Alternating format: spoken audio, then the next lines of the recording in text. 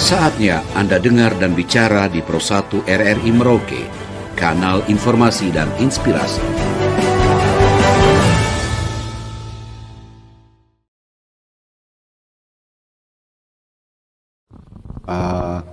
Dengan adanya DPR Provinsi untuk Papua Selatan ini termasuk yang perintis ini, seperti Pak Domin. Mereka adalah perintis. Komposisinya memang sudah seperti tertera berdasarkan dengan aturan main yang sudah ada. Iya. Tapi kita masih harus lihat lagi bagaimana kira-kira nanti untuk pemetaannya di dalam itu seperti apa. Kalau berdasarkan dengan yang sudah-sudah, memang kita tahu bahwa dibagi beberapa komisi. Cuma kita perhatikan kembali bahwa permasalahan komisi bukanlah karena pemetaan, pembagian komisi, fraksi dan lain bukan cuma karena itunya saja yang mau dilihat dalam komposisi itu. Tapi sebenarnya yang mau dilihat adalah bagaimana komisi-komisi, fraksi ataupun dari DPR-nya langsung sendiri itu bisa memberikan sesuai dengan tema hari ini, kalau tidak salah harapan baru ya. Iya. Kami juga berharap, kami selaku akademisi, kami juga berharap mudah-mudahan dengan adanya komposisi yang sekarang ini dari beberapa partai yang sudah masuk, contohnya seperti Pak Domin yang sudah masuk dalam kursi DPR, tinggal tunggu pelantikan begitu Pak ya. Mudah-mudahan dalam waktu yang sudah ditentukan bisa dilantik dan bisa bekerja. Nah, komposisi ini diibaratkan mereka adalah seperti orang membangun sebuah perahu. Jadi ada partai yang nanti bangun itu dayungnya bagaimana, ada yang bangun itu nanti dia punya perahunya seperti apa, siapa yang membuat rangkanya awal seperti bagaimana. Nah ini semua yang kami harapkan adalah komposisi ini bisa bekerja secara seperti kayak rel kereta api gerbong. Gerbong itu bukan satu jalan sendiri, enggak. Beberapa gerbong ditarik bersama-sama dan mencapai satu tujuan yang sama, maksud seperti itu. Nah mudah-mudahan harapan baru dengan adanya DPR Provinsi Papua Selatan ini, mereka bisa bekerja berdasarkan dengan amanat yang akan diberikan sesuai dengan tata tertib dari DPR itu sendiri. Karena kita tahu bahwa ada tatib juga di dalam DPR yang mengatur bagaimana setiap anggota DPR melaksanakan tupoksinya.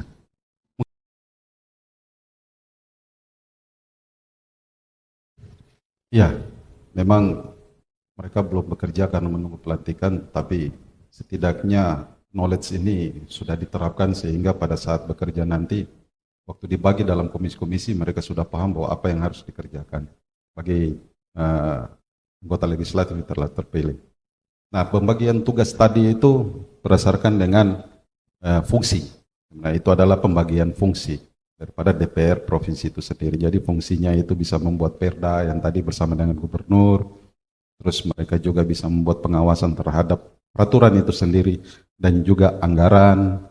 Nah, kembali lagi, biasa kalau kita bicara satu pemerintahan memang terbagi atas tiga. Ada tiga lembaga tinggi negara, yaitu yudikatif, legislatif, dan juga eksekutif. Nah, di mana untuk suatu peraturan daerah memang dilaksanakan oleh kedua lembaga, yaitu eksekutif dan juga legislatif, berdasarkan dengan kesepakatan bersama dan juga atas persetujuan dari DPR itu sendiri. Di dalam DPR Provinsi itu ada terbagi 4 komisi. Nah, yang biasanya paling banyak ditekan untuk dilihat terkait dengan kehidupan, aspek kehidupan sehari-hari itu biasanya ada di komisi 4 dan 3. Yang dimana komisi 3 kalau saya tidak salah ingat itu berkaitan dengan kesejahteraan rakyat, dan komisi 4 itu berkaitan dengan infrastruktur. Di sini masyarakat Indonesia, apalagi khususnya kita di Papua Selatan, selalu berusaha untuk membuat satu corong aspirasi yang jelas melalui DPR itu sendiri, legislatif ini, agar mereka memang bisa untuk mengawasi eksekutif punya pekerjaan, yang dimana sudah disetujui. Karena di sini dikatakan waktu saat bersama-sama dengan legislatif bersama-sama dengan eksekutif untuk menyetujui atau menyepakati sesuatu, berarti fungsi daripada legislatif itu sendiri, anggota DPR, mereka harus menjalankan pengawasan. Nah, pengawasan ini yang biasanya paling rendah. Dia punya persentase berdasarkan hasil-hasil penelitian di Indonesia dalam pengawasan itu. Kalau DPR RI mungkin pengawasannya lumayan ketat karena tatib mereka juga dan undang-undang MD3 mereka itu mungkin keras ya. Sehingga mereka bukan lagi menjadi suatu tugas, tapi akhirnya dia melekat menjadi suatu kewajiban. Jadi kalau dia menjadi seorang anggota DPR, dia sudah tahu, ini saya harus begini, saya harus begini. Nah di DPR untuk posisinya seperti kayak di provinsi dan juga di kabupaten, yang kita temukan bukan kita bilang bahwa DPR itu tidak bekerja, DPR itu bekerja. Dan mereka punya banyak pekerjaan, PR-nya mereka banyak. Memang kita harus juga memahami situasi yang terjadi pada saat masa lalu yang membuat sehingga itu menjadi PR yang harus diselesaikan masa kini. Nah, kenapa saya katakan di fungsi pengawasan dan Komisi 3 dan Komisi 4? Itu yang sering ditekan. Karena kita kalau bicara DPR sebagai corong aspirasi masyarakat, karena seperti Pak Domin dipilih oleh masyarakat, maka Pak Domin punya satu beban moral, dalam hal ini ada tugas moralnya dia untuk kembali reses. Resesnya ini kan kembali ke wilayah Dapil. Dapil ini mereka yang memilih Pak Domin ini bukan cuma sekedar memilih, tapi mereka punya ekspektasi tersendiri terhadap Pak Domin. Pasti secara pribadi, personal ada. Tidak mungkin kita bilang tidak ada. Begitu. Maka dari itu, Pak Domin akan berusaha bagaimana untuk menyelesaikan berbagai macam PR yang terjadi selama ini dalam konteks provinsi, bukan kabupaten, provinsi. Maka dia harus memperhatikan kembali lagi bagaimana kewenangan kami di DPR provinsi sebagai seorang anggota DPR dalam melaksanakan reses kita berdasarkan dengan PR-PR yang belum terselesaikan. Nah, PR untuk provinsi memang belum terlihat karena memang ini provinsi baru. Iya. Begitu. Nah, selanjutnya maka kita harus perhatikan lagi bagaimana infrastruktur. Di wilayah Papua Selatan, karena provinsi baru, kita tahu bahwa infrastruktur baru berjalan belum 100%. Provinsi saja yang sudah mungkin sekitar 20-25 tahun, itu pun juga masih ada terkendala di dalam infrastruktur. Cuma orang kalau bicara infrastruktur, doktrinnya itu langsung ke fisik. Padahal di sini yang dimaksud dalam Komisi 4 infrastruktur bukan cuma hanya sekedar fisik. Infrastruktur yang non fisik, artinya kita bicara SDM. SDM kalau tidak bisa kita dorong, maka di sini nanti menjadi problem adalah mau apapun yang kita buat dalam bentuk fisik, penggunaannya atau kita sebagai user ya pengguna itu dalam menggunakan fisik yang sudah dibuat infrastruktur tersebut pastinya tidak terlalu maksimal karena akan diperhatikan apakah dia akan menyentuh kembali kepada masyarakat dalam hal itu bahwa memang betul kita membangun sesuatu itu adalah untuk kebutuhan ataukah hanya untuk menyelesaikan anggaran. Nah ini yang nanti menjadi PR-PR besar bagi anggota DPR yang akan dilantik nanti. Ini sebenarnya saya agak sedikit mau keluar dari bicara politik. Kita lebih senang bicara teknis, tapi karena sudah ada sedikit pembahasan, maka sebenarnya politik itu baik. Orang belajar politik itu tidak ada yang untuk tidak baik. Saya sebagai seorang akademisi, kami tahu betul karena yang kami ajarkan ada hal yang baik. Teori maupun praktek adalah hal yang akan membuat suatu kehidupan masyarakat itu menjadi lebih baik.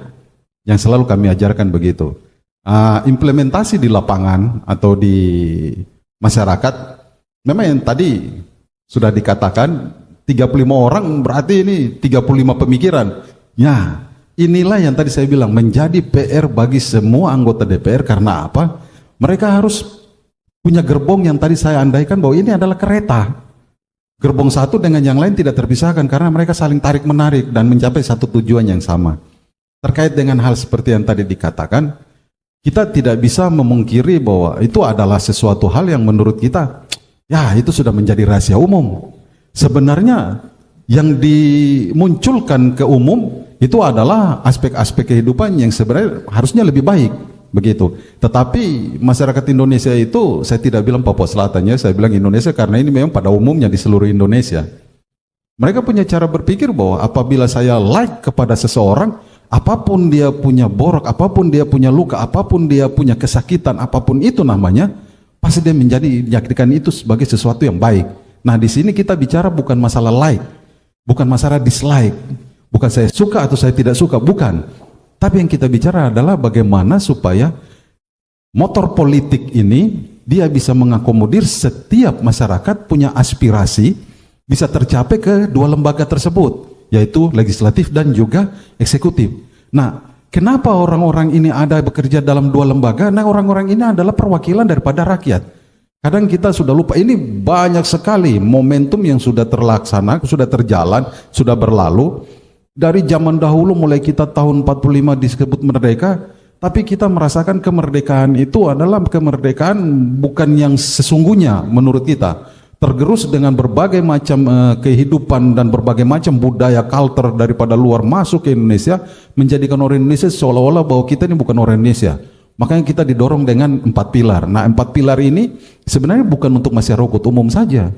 4 pilar inilah yang sebenarnya menjadi gerbang politik bagi seseorang supaya dia tahu bahwa NKRI, Undang-Undang Dasar, Bhinneka Tunggal Ika maupun kita punya negara kesatuan. Ini 4 pilar ini maksudnya bukan sekedar kita bicara, tapi 4 pilar inilah yang menjadikan engkau siapa, saya siapa, dari manapun engkau, selama itu menjadikan kita sebagai salah satu bingkai negara kesatuan, kita adalah sama.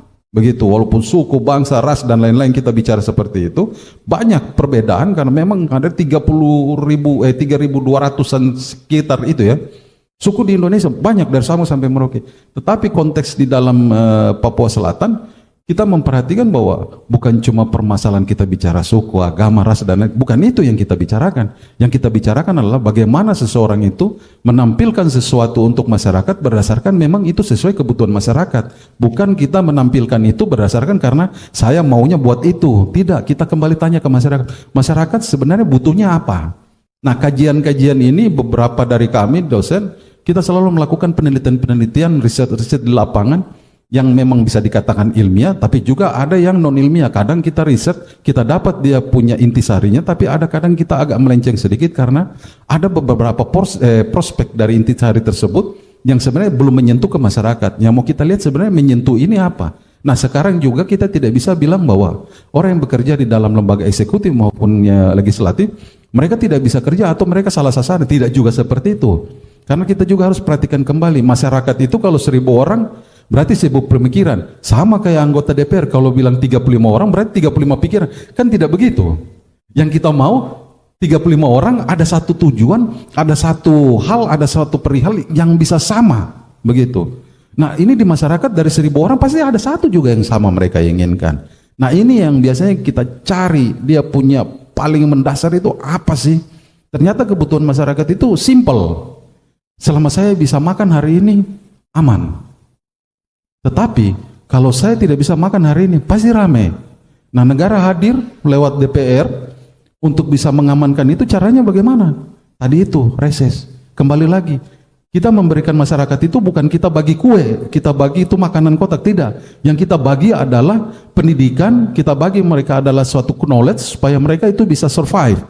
Mereka bisa hidup karena mereka tidak perlu harus selalu bergantung kepada pemerintah. Kenapa? Kalau pemerintah berusaha memberikan berbagai macam hal di dalam kehidupan ini dari berbagai macam bentuk kegiatan untuk peningkatan maupun untuk mereka punya taraf hidup ini bisa lebih baik. Cara-caranya seperti banyak sekali caranya.